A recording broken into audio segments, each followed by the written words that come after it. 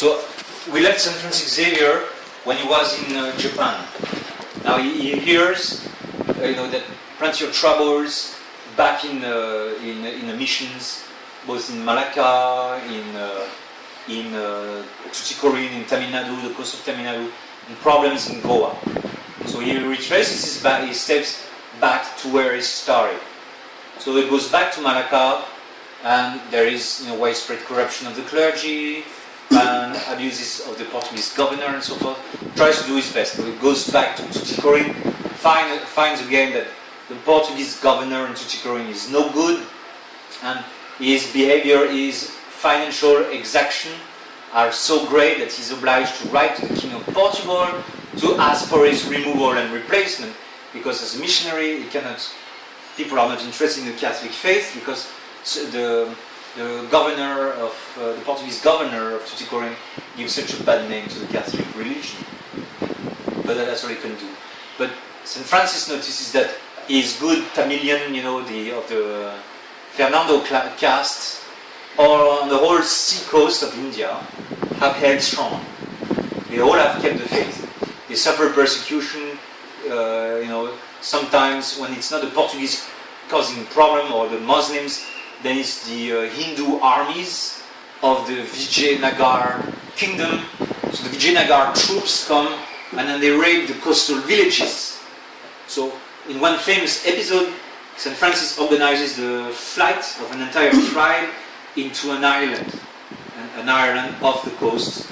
There they can barely survive, and after some time they return to the coast and resettle in their village after the peril of the Vijayanagar has passed. Because Portugal was giving some safety to the fishermen, to these fishing villages. Some degree, but they were always exposed to some incursions, either by the Muslims or by the Hindu armies at the time. And then St. Francis goes back to Goa, and he arrives in Goa, and the situation is pretty bad because he was hoping for the training of Indian priests in the College of St. Paul, one of the big buildings in Goa that you can see. I think it's what's now called Don Jesu. I think there was a College of St. Paul, and it's there that St. Francis had hoped that with the 40 or 80 Indians that were being trained there with grammar and everything, then there will be some results, and by the time he returns, some priests will be ordained. When he arrives there, he sees that nobody has been ordained priest, nobody has been trained. So he's asking the rector of the seminary, what's the matter? Well, they are unfit, so I dismiss them. And so St. Francis tried to explain to him that, for the indigenous clergy, the needs of the Indians are so basic, you cannot require the clergy to have such a high degree of training. But he still does not understand it. So St. Francis used his power as papal legate. It's a very, very rare instance when he uses power as a papal legate. And then he fires him, and then he replaces him by another one. And so later on, the Society of Jesus will be able to train priests. And one of the most famous ones would be Blessed Josephus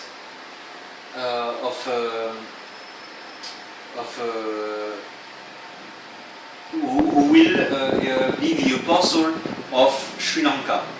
That is, in the early 17th century, the Dutch will arrive in what is now Sri Lanka and devastate the church. Tear down all traces of Catholicism there because of the power of their fleet. They push away the Spanish fleet, the Portuguese fleet, and destroy the Catholic missions. And one man single-handedly, and he's an Indian, Josephus, will be able to set the whole church back on its feet. So that the Catholic Church is going to be powerful again in Sri Lanka. So for centuries, 4 centuries onwards, 10 to 15% of the Sri Lankan population will be Catholic. To this day, that's the rate. That's the amount of Sri Lanka being mostly Buddhist, but also partly Hindu, the Hindu side of the Tamilian population. So St. Francis fixes those missions. He sends passionate letters to the West, letters which will be later will inflame many vocations. Because that's the main consequence of the life of St. Francis Xavier, is that he's going to be the trailblazer for all the following missionaries. They will all follow the pattern of St. Francis Xavier after him. It's something which is quite new in the history of the Church. There were missionaries also before. You had Franciscans throughout the Middle Ages and Dominicans throughout the Middle Ages who went to Asia. There were only a few. And for some reason they were stopped in their tracks, and also they didn't have the protection of the Portuguese guns that St. Francis enjoyed to some extent, or the Portuguese diplomacy. But now with St. Francis you got a new generation of highly trained missionaries who are relying always on the experience of their forebears. And the techniques of the Jesuits with time are going to increase in efficiency. Just like for the schools, they failed for 50 years, bad Jesuit schools. But you're not going to hear about bad Jesuit schools from afterwards, because they will get the way to evangelize. A more systematic way.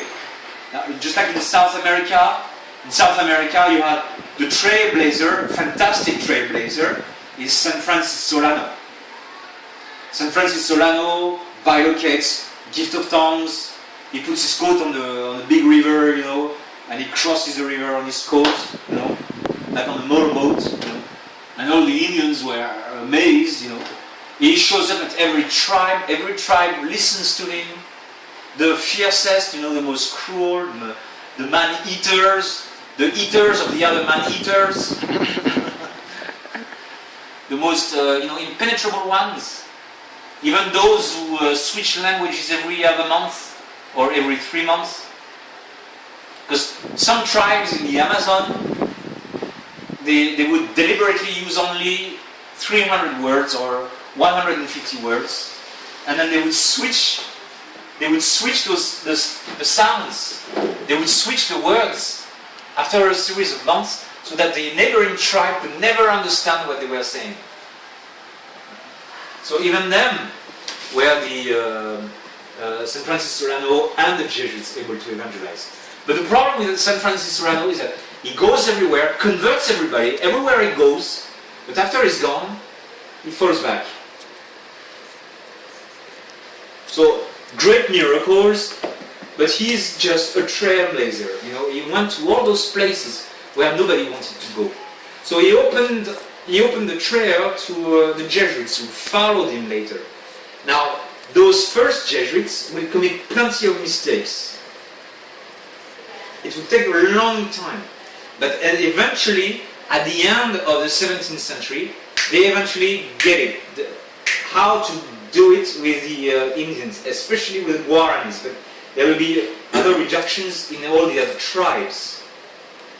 And by that time, the Jesuits know how to do that. And then they find a system for the Indian, which is a specific system, unique in history, is the system of the reductions, by which the ownership of the Indians is limited to one house in the village and one small plot of land that they own and that they develop. The rest is owned in common. It's not communism. It simply resembles it, because there is private ownership, but a limited one.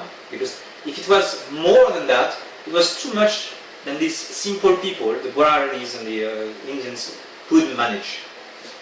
And the leadership, the direction of the city, was assumed by the Jesuit fathers, who were revered as the father of the people, because they had this knowledge on how to provide everything, including, high organs in the churches. They were able to make firearms, even cannons, everything. So the difference between the Jesuits and the other is a more effective, more organized army to evangelize. So once St. Francis has fixed Goa and then he has fixed the missions in India, he retraces his step back to Malacca with the purpose of finishing the job in East Asia. Because by that time everybody knows that after East Asia there is nothing more of Asia. If you go further east, you end up in America. You end up in Mexico. Because the sailors now have been crossing back and forth the Atlantic several times. So you gotta convert Asia. That's what remains to be converted. St. Francis hears the culture of Japan is dependent on the culture of China. If China converts to Christianity, the rest of Asia converts to Christianity. Very simple. The God of the Chinese are the same God as the Japanese. They are Buddhists, therefore the Japanese are Buddhists. The Shintoism has not yet emerged. Shintoism is pretty much the religion of a recent religion of the Tokugawa dynasty. It's a state religion by which the Japanese worship their state as such.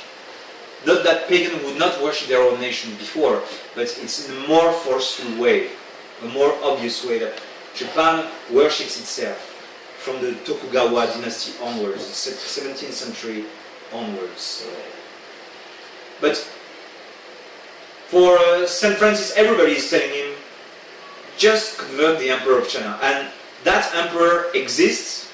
It's a Ming emperor, and he is looking for a law. I don't know, I'm not sure if St. Francis was aware of what was going on at that time, but the Ming emperor of that time was fed up with the Buddhist monks. And during his reign, he destroyed 2,000 Buddhist monasteries. Because it was common knowledge that the Buddhist monks were very rotten, both in China and in Japan. When in Japan, St. Francis asked the Japanese, why do you respect those monks when they look so holy, but they do so dirty things, sin among themselves, and embezzle everything, and rob you of your money? And the Japanese answered, well, our morals are very clean, but our monks are very dirty, but that we know for sure is that our monks are praying for us. And therefore, we do not interfere with the monks. But the Ming Emperor of China realizes that they are useless, and that there's got to be another law, and he's looking for another law. That's what the trace that we have of his actions and his sayings at that time. So the Empire of China would have been ready for a visit, an official visit, and St. Francis sensed that for East Asia, going with rags. If you go around with rags, you end up nowhere.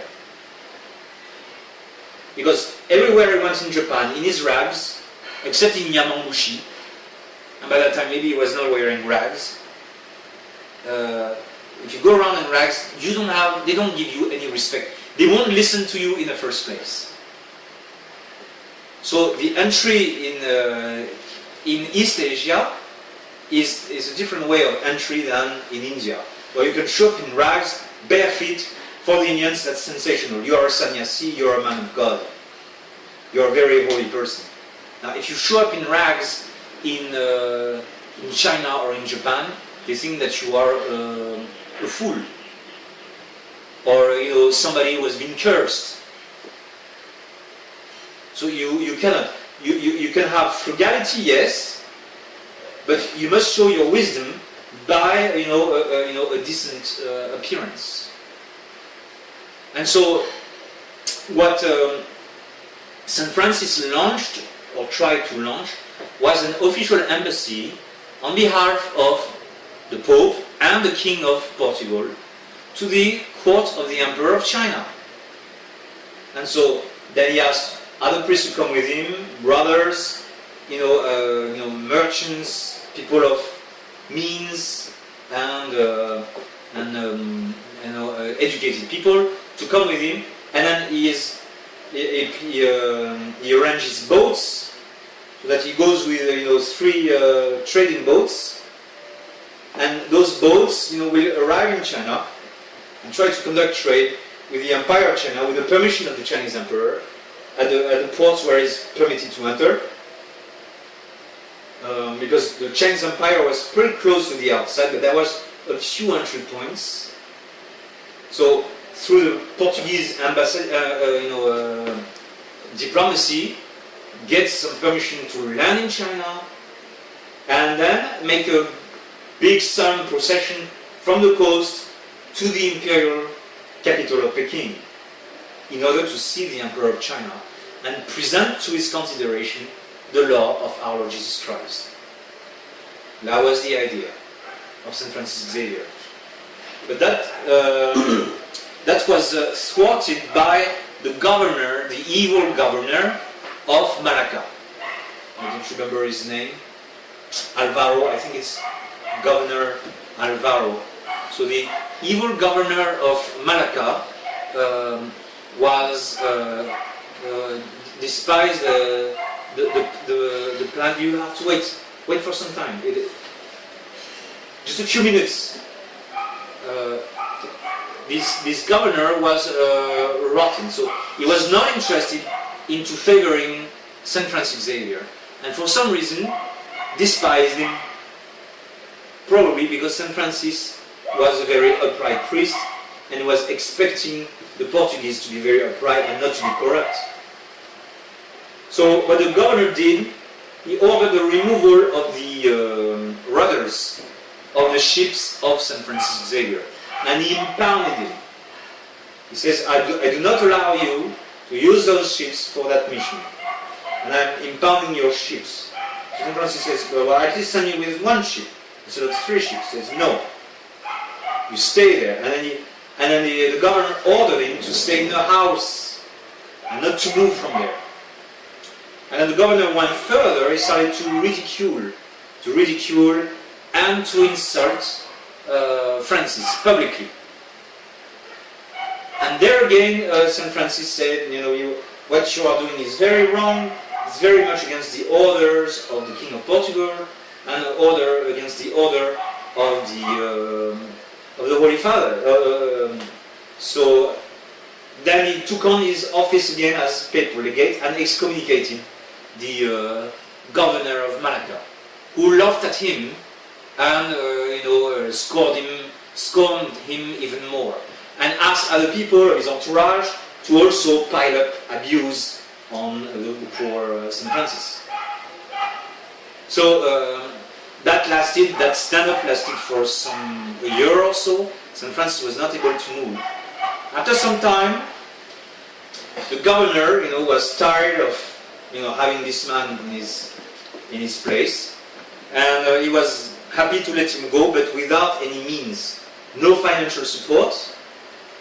If you want to go to China, that's your business, but I'm not going to support you in any way, and I forbid other people to support you extensively. So I barely allow those merchants to lend you over there, but I am not going to use any means of the crown or any means other whatsoever for your projected embassy to the Emperor of China. And so St. Francis took the boat, and that boat eventually landed him on the island of Santian. And there he looked for a possibility to reach the